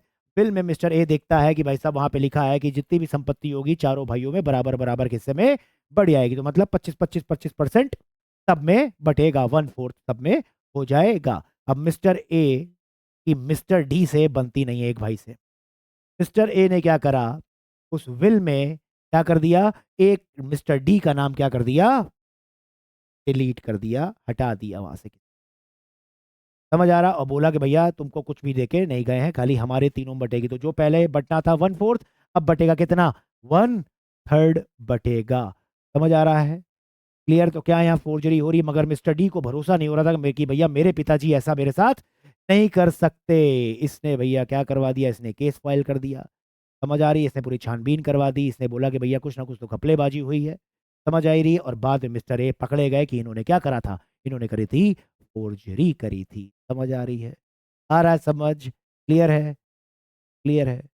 चलिए बहुत बढ़िया, क्लियर है तो बहुत अच्छी बात है। चले ये देखिए सैंपल्स ऑफ फोर सिग्नेचर्स देख लीजिए। फोर सिग्नेचर के कुछ सैंपल्स हैं, ये देखिए। सिग्नेचर की भी फोर्जरी होती है, कॉपी करते हैं ना सिग्नेचर, वो भी होता है। ये देखिए स्टैम्प पेपर की, स्टैम्प डॉक्यूमेंट, स्टैम्प होती है ना, स्टैंपिंग। हाँ, और आपको पता है क्रॉसिंग ऑफ स्टैम्प होने चाहिए, ऐसे कर दो, ऐसे कर दो, होता है ना क्रॉसिंग ऑफ स्टैम्प। समझ आ रहा है? अब यहाँ देखो कैसे हो रहा था गड़बड़, दिख रहा है? देखिए forgery by lifting 2 revenue stamp from the same genuine and refixing them on the fraudulent documents. लो भाई, आ रहा है समझ? अब जब आपने क्रॉसिंग एंड ऑल करी है तो भाई आपने दूसरे पेपर से निकाल के कहीं दूसरी जगह पेस्ट कर रहे हो, फंसोगे कि नहीं फंसोगे? क्रॉसिंग कर देते हैं। हाँ, अब आपने क्या करा, जो क्रॉस स्टैम्प है वहां से निकाल के कहीं दूसरी जगह पेस्ट कर रहे हो जाके, और फिर उसको स्क्रिबलिंग एंड ऑल कर रहे हो। समझ आ रही है? उसको भी फोर्जरी बोलेंगे। आता है समझ? क्लियर है? चलिए मेरे हिसाब से इतना एग्जाम्पल बहुत है। अब मैं आपको जरा प्रोविजन पढ़ा देता हूँ, 10 मिनट का खेल है खाली, बाकी सब आपको आ गया। देखिए फोर्जरी मीन्स फ्रॉडलेंटली मेकिंग और alteration of any record, deed, writing in written instrument, registers or stamps etc. to the prejudice of another man's right, ठीक है, which is harmful to the another man's right. It is a false, देखिए ये क्या है, it is a false making of any written instrument for the purpose of fraud or deceit. False making of और including every alteration or addition, तो मतलब तीनों चीज हो गई, या false making, या तो false alteration, या तो false addition। किसके ऊपर? कोई भी सर रिटर्न इंस्ट्रूमेंट के ऊपर। किस लिए सर? फॉर द फ्रॉड और डिसीट। ये पांचों पॉइंट मैंने आपको अभी पहले पहले में बता दिया था, पहले बता दिया था। False making, false alteration, false addition किसी भी रिटर्न इंस्ट्रूमेंट के अंदर, किस लिए? फ्रॉड और डिसीट करने के लिए, यही बताया था, वही लिखा हुआ है। अब according to section number 336 legal provision देख लो क्या लिखा हुआ है इसके अंदर, बहुत सिंपल। क्या लिखा है? Forgery is committed by a person, forgery is committed by a person who makes any false document। लो भाई मान लेंगे forgery commit कर दिया है किसी पर्सन ने, जिस इंसान ने क्या करा है, who makes a false document, या तो false electronic record। अब document का मतलब जो कि आपका पेपर फॉर्म में है, या तो कोई भी इलेक्ट्रॉनिक रिकॉर्ड, और पार्ट ऑफ अ डॉक्यूमेंट और part of a electronic record. ठीक है, या तो पूरा का पूरा डॉक्यूमेंट या इलेक्ट्रॉनिक रिकॉर्ड, या तो कोई भी उसका कोई एक पार्ट, कुछ भी हो। समझ आ रहा है? 100 पेज का डॉक्यूमेंट है, 100 में से खाली आपने एक पेज में गड़बड़ करी है, तब भी आपने फोर्जरी कमिट कर दी। ठीक है, समझ आ रहा है? तो इसको बोल रहे फोर्जरी। मगर किस लिए कर रहे हो ये सब काम, वो नीचे लिखा है, विद इंटेंट।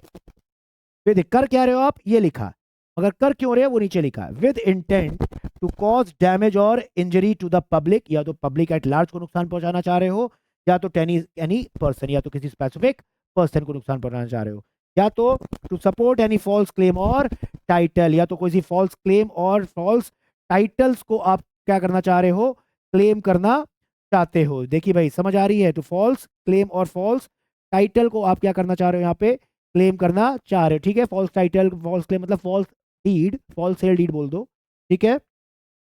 या तो to cause any person to part with the property, लो भाई या तो आप चाहते हो कि कोई भी पर्सन क्या हो जाए, क्या हो जाए, गिव अप कर दे कोई भी प्रॉपर्टी, ठीक है। पार्ट विद द प्रॉपर्टी मतलब उसकी प्रॉपर्टी उससे छूट जाए, गिव अप दी प्रॉपर्टी। और to enter into an express or implied contract, लो भाई लो भाई, अब मतलब या तो आप क्या कर रहे हो, एंटर करना चाह रहे हो किसी एक्सप्रेस या इम्प्लाइड कॉन्ट्रैक्ट के अंदर। समझ आ रहा है, क्लियर है, आता समझ। और एक और पॉइंट है, with intent to commit fraud or that fraud may be committed, या तो आपकी इंटेंशन है, या तो आपकी इंटेंशन है क्या, फोर्जरी करके फ्रॉड करने की। समझ आ रहा है कि फोर्ज करके डॉक्यूमेंट को फोर्ज करो और क्या करो, उससे फ्रॉड कमिट करो। या तो आपकी इंटेंशन है फ्रॉड कमिट की, या तो आपको पता है, या तो आपको पता है कि भाई that fraud may be committed, कि अगर मैं ऐसा करूंगा फ्रॉड इससे हो जाएगा, मतलब कि फ्रॉड करने की कोशिश है। समझ आ रहा है, क्लियर है, बोलिए भाई, आ रहा है समझ कि नहीं आ रहा है समझ। तो ये 5 काम करने के लिए आप क्या कर रहे हो, ये कर रहे हो। इन 5 काम नहीं, 5 में से कोई भी, 5 में से कोई भी अगर आप ये काम करा, मान लेंगे आपने फोर्जरी कर दी है। और इसकी सजा क्या है, देखिए नीचे लिखी हुई है, सजा क्या लिखी है देख लीजिए, who ever commits forgery shall be punished with the imprisonment of either description विच में एक्सटेंड टू 2 years और विद फाइन और विद बोथ। सिंपल है, और विद, ठीक है। ये सेक्शन था आपका 336 सब सेक्शन 1। अब इसके आगे आता है, ये 2 सेक्शन और आए हैं, 336 सब सेक्शन 3। ये क्या बोलता है, बहुत सिंपल है, फोर्जरी कर रहे हो for the purpose of cheating, लो भाई फोर्जरी तो आप डॉक्यूमेंट में करोगे, मगर किस लिए कर रहे हो, किसी के साथ छल करने के लिए कर रहे हो। और छल क्या होता है, चीटिंग क्या होता है सर, ये तो हमने प्रोविजन अच्छे से पढ़ा ही हुआ है सर, सेक्शन 318 319, ये तो हमने बहुत डिटेल में पढ़ा हुआ है। समझ आ रहा है, तो फोर्जरी कर रहे हो डॉक्यूमेंट्स में, मगर क्यों कर रहे हो, चीटिंग करने के लिए। चीटिंग कैसे होती है वो आपको पता ही है। समझ आ रहा है, तो ऑब्वियसली बात है इसकी सजा भी थोड़ा ज्यादा ही होगी। यस, ऊपर वाला जर्नल था, मगर अब यहाँ पे फोर्जरी जो हो रहा है अलग अलग सिचुएशन बेस्ड है, अलग अलग काम करने के लिए। यहाँ पे क्या बोल रहा है, whoever commits forgery intending that document or electronic record forged shall be used, और आपकी इंटेंशन है कि जो डॉक्यूमेंट में या इलेक्ट्रॉनिक रिकॉर्ड में फोर्जरी कर रहा हूं ना मैं, आपकी इंटेंशन है वो, उसको आप कहाँ यूज करोगे, shall be used for the purpose of cheating, ठीक है। shall be punished, अगर ऐसा कोई करता है बंदा, then that person will be punished with the imprisonment of either description or a term which may extend to 7 years, देखिए सजा बढ़ गई, 7 years, and shall also be liable to fine। लो भाई दोनों चीजें हैं यहाँ पे, सिंपल, मुश्किल तो नहीं है। आगे आइए, अब आगे आता है सेक्शन 336 सब सेक्शन 4, ये भी एक अलग से सिचुएशन वाला है, forgery to harm the reputation. लो भाई आप जो फोर्जरी कर रहे हो वो किस लिए कर रहे हो, तो आप किसी की रेपुटेशन को हार्म करना चाहते हो भाई साहब, आप किसी की रेपुटेशन को क्या करना चाह रहे हो, हार्म पहुंचाना चाहते हो। समझ आ रही है, क्लियर है। देखिए भाई, वो अब देखो भाई आप कैसे होगा भाई साहब, आप फोर्जरी कैसे करो भाई, देखो साइन, जो इंसान के जो साइन होता है, इंसान का जो साइन होता है, हाँ भाई साहब, उससे ही उसकी पहचान होती है, उससे ही उसकी पहचान होती है। अब ऐसा कोई डॉक्यूमेंट है, हाँ, कि अगर किसी ने उस पर साइन करा हुआ है, तो मतलब एक तरह से ये हो सकता है ना कि भाई साहब पूरी उसकी इज्जत उसकी इज्जत पूरी दांव पे है, कि भाई साहब सिग्नेचर अगर उसका है तो मान लिया जाएगा ये डॉक्यूमेंट इसी बंदे ने इशू करा हुआ है, वो डॉक्यूमेंट किसी से भी रिलेटेड हो सकता है। क्या पता आपने कोई वेरिफिकेशन एंड ऑल करी हो, इंस्पेक्शन एंड ऑल करी हो, रिपोर्ट्स एंड ऑल बनाई हो, ठीक है, उस पर आपका सिग्नेचर अटैच्ड होता है। हाँ, अब किसी ने क्या करा, फेक रिपोर्ट्स बना दी हैं, फेक इंस्पेक्शंस करे हैं, और आपके सिग्नेचर वहां पे डाल दिए हैं, भैया ब्लेम तो आपके ऊपर आएगा ना पूरा। हाँ, कि इसी बंदे ने देखिए पता नहीं कैसी रिपोर्ट बनाई है, कैसा इंस्पेक्शन इन्वेस्टिगेशंस करी हुई है। समझ आ रही है, उससे तो उसकी रेपुटेशन खत्म, क्योंकि सिग्नेचर तो उस बंदे का लगा हुआ है। वो बंदा बोलेगा भाई साहब मैंने तो साइन ही नहीं किया, मैंने तो रिपोर्ट ही नहीं बनाई, आ सकता है। तो अगर आप इस तरीके से फोर्जरी करते हो किसी डॉक्यूमेंट्स की, जिससे कि सामने वाले की रेपुटेशन पे इफेक्ट पड़ता है, हर्ट होती है, तो भाई साहब उसकी सजा अलग है, उसकी सजा भी ज्यादा है, देख लीजिए। उसकी सजा कितनी, उसकी सजा 3 साल है, वैसे ऊपर वाला चीटिंग से कम है, ठीक है, मगर जनरल से ज्यादा है, जो जनरल में 2 थी उससे ज्यादा है। देखिए, whoever commits forgery intending that document or electronic record forged shall harm the reputation of any party or knowing that it is likely to be used for that purpose, या तो आपको पता है कि इसके लिए यूज करेंगे, इसलिए यूज करेंगे, इसलिए यूज करेंगे, to harm the reputation, shall be punished with imprisonment of either description for a term which may extend to 3 years and shall also be liable for the fine। आ रहा है समझ? तो 3 साल है यहाँ पे। क्लियर है? आता है समझ? आता है समझ? क्लियर? चलिए भाई आगे बढ़िए। और आगे बढ़ी तो यहाँ पे आपके केस लॉज बचे हैं, 2 केस लॉज है, बहुत सिंपल सिंपल केस लॉज है, रीड करिए। देखिए पहला, to constitute an offence of forgery documents must be made, forgery के बाद कॉमा लगा लीजिएगा, documents must be made with the dishonest or fraudulent intention. अगर आप चाहते हो कि ऑफेंस ऑफ फोर्जरी के अंदर फॉल करे तो उसके लिए 2 चीज इंपॉर्टेंट बहुत जरूरी है। क्या? Document must be made with dishonest or fraudulent. आपकी जो इंटेंशन है उस डॉक्यूमेंट के अंदर खिलवाड़ करने की, जो आप खिलवाड़ कर रहे हो वो कैसी होनी चाहिए? आपकी डिसऑनेस्ट या फ्रॉडलेंट होनी चाहिए। समझ आ रहा है? क्लियर है कि नहीं क्लियर है? बताइए भाई। हाँ, आपने भाई पेंटिंग है, आपने पेंटिंग बनाई, आपने आपके उनका फेमस हुसैन साहब का नाम लिख दिया बस वहाँ पे, ठीक है? हुसैन साहब का जो रिकग्नाइज पेंटर उसका नाम लिख दिया, मगर अपने घर में पेंटिंग रखी है, अपने कबर्ड में रखी हुई है बस। फोर्जरी तो हुई है मगर अपने घर पे रखी हुई है।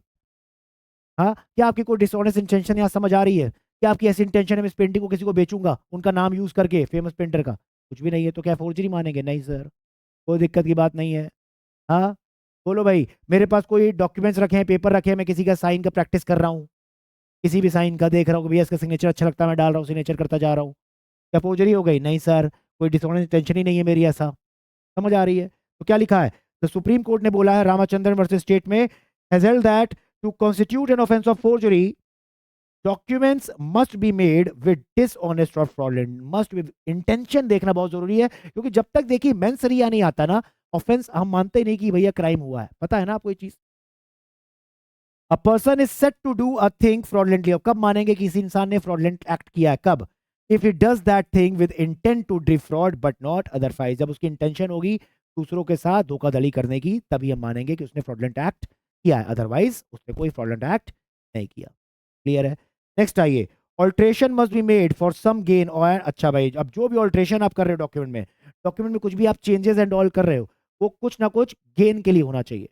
समझ आ रहा है? जो भी आप ऑल्ट्रेशन कर रहे हो वो किस लिए होगा? फॉर टू गेन, मतलब to get some unfair advantage, तभी मानेंगे फोर्जरी एंड ऑल हो रही है। देखिए, the Supreme Court in Parminder Kaur versus State of UP बोला, has held that mere alteration of a document. Document में देखिए चेंजेस तो बहुत से होते हैं, बहुत से ऐसे डॉक्यूमेंट्स होते हैं हम लोग चेंज करते हैं। आप भी ऑफिस में काम करोगे, बहुत से डॉक्यूमेंट्स आपको बोला जाएगा चेंज करिए इसके अंदर चीजें, तो आपने ऑल्ट्रेशन कर दिया डॉक्यूमेंट, तो फोर्जरी हो गई? नहीं सर, ऐसा तो नहीं है, ऐसा तो नहीं होता। बहुत सी बार डॉक्यूमेंट्स में ऑल्ट्रेशन होती हैं, चेंजेस करे जाते हैं, बहुत सी गलतियां हो जाती हैं। समझ आ रहा है? तो मेयर चेंज, अगर नॉर्मल आप चेंज कर रहे हो ऑल्ट्रेशन को, उसको फोर्जरी नहीं बोल रहे। ऑल्ट्रेशन के साथ साथ क्या होना चाहिए? अनफेयर एडवांटेज भी होना चाहिए, गेन आपका होना चाहिए, ठीक है, फ्रॉडलेंट इंटेंशन होनी चाहिए, ये सब होना चाहिए, तब उसको फोर्जरी मारेंगे। वही बोल रहा है held that mayor alteration of a document does not make it is a forged document. समझ आ रहा है? नॉर्मल अगर हम चेंजेस कर रहे हैं डॉक्यूमेंट में तो उसको फोर्जरी थोड़ी बोल देंगे। क्लियर है?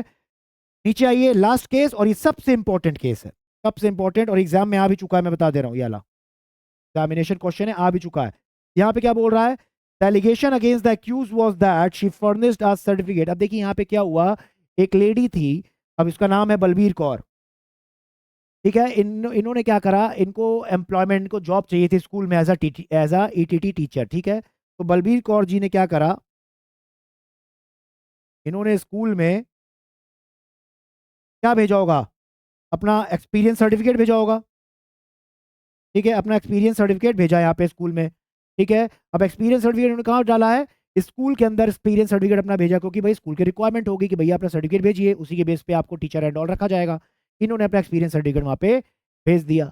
अब स्कूल वाले बोलते हैं कि भाई साहब आपने फोर्ज करा है, फोर्जरी करी है। क्यों फोर्जरी करी है? आपने क्या करा है? आपने क्या करा है कि अब हमारी जो रिक्वायरमेंट थी, हमारी रिक्वायरमेंट ऐसा थी कि भैया हम ये चाहते थे कि भैया आप रिकॉग्नाइज्ड स्कूल से आपका वो हो, एक्सपीरियंस हो, मगर आपका जो एक्सपीरियंस है वो तो नॉर्मल स्कूल से रिकॉग्नाइज नहीं है। बलविंदर कौर जी बोल रहे भाई साहब मैंने कहा बोला कि भाई साहब जो मेरे पास सर्टिफिकेट है वो रिकॉग्नाइज्ड स्कूल से, मेरे पास एक्सपीरियंस ऐसा तो कुछ है ही नहीं। समझ आ रहा है? देखिए क्या लिखा है, the allegation against the accused was that she furnished a certificate to get employment as ET teacher which was found to be bogus and forged। ठीक है, उनको लगा बकवास है और forged है, in as much as school was not recognized for the period given in the certificate। जिस period में उसने काम किया था दूसरे स्कूल में, तब तक स्कूल जहां पे काम करती थी वो रिकॉग्नाइज नहीं था।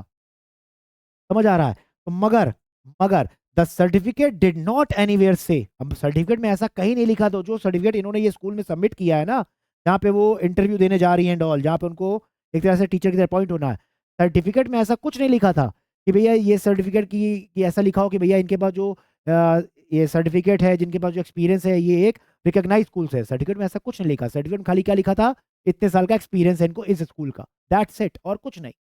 जब कुछ लिखा नहीं है तो आप कैसे प्रिज्यूम कर लिए, मान लिए, समझ आ रहा है? वही बोल रहा है, however the certificate did not anywhere say that school was recognised, school में इसमें कहीं लिखा ही नहीं था।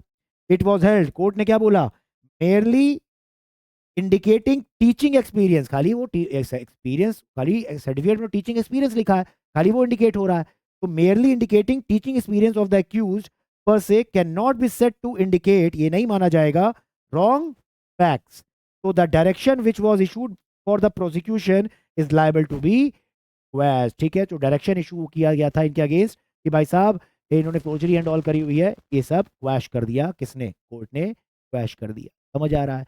भाई साहब तेरी उन्होंने खाली सर्टिफिकेट अपना दिया, एक्सपीरियंस सर्टिफिकेट, ठीक है? सर्टिफिकेट में ऐसा थोड़ी लिखा है, कहीं नहीं लिखा सर्टिफिकेट में कि भाई साहब ये जो स्कूल रिकॉग्नाइज तो नहीं हो एक्चुअली में, मगर वहाँ लिखा हो ऐसा कि नहीं भाई जो एक्सपीरियंस है फ्रॉम द रिकॉग्नाइज स्कूल है, ऐसा तो कहीं नहीं लिखा है सर्टिफिकेट के अंदर, तो फोर्जरी कैसे हो गई?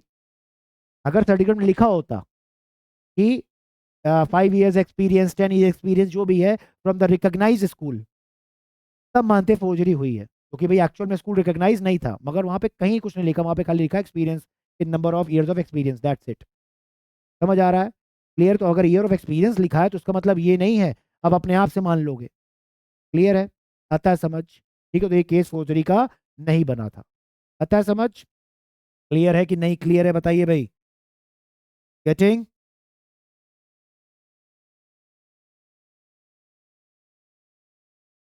आता है समझ? क्लियर है? तो यहाँ आपका फोर्जरी का टॉपिक भी होता है ओवर। आई होप क्लियर होगा सब कुछ, क्लियर है कि नहीं क्लियर है, बताइए। ये कुछ और एग्जांपल्स है, इसकी स्क्रीनशॉट ले लीजिए, पढ़ लीजिए घर में, ये कुछ और एग्जांपल्स है, देख लीजिए। Alteration of facts, alteration of facts is one of the way to create the fake documents. A person altered the points in a dead man's will, जो मैंने आपको एग्जांपल अभी दे दिया था, किसी पर्सन मिस्टर ए ने अपने फादर की विल के अंदर फैक्ट्स को चेंज कर दिया, and copied his sign to get the monetary benefits and all. ये कुछ और एग्जांपल्स हैं। मेंशनिंग ऑफ बैक डेट्स, तो भाई बैक डेट मेंशन कर देना, डेट कुछ लिखी उसको हटा के बैक डेट कर देना।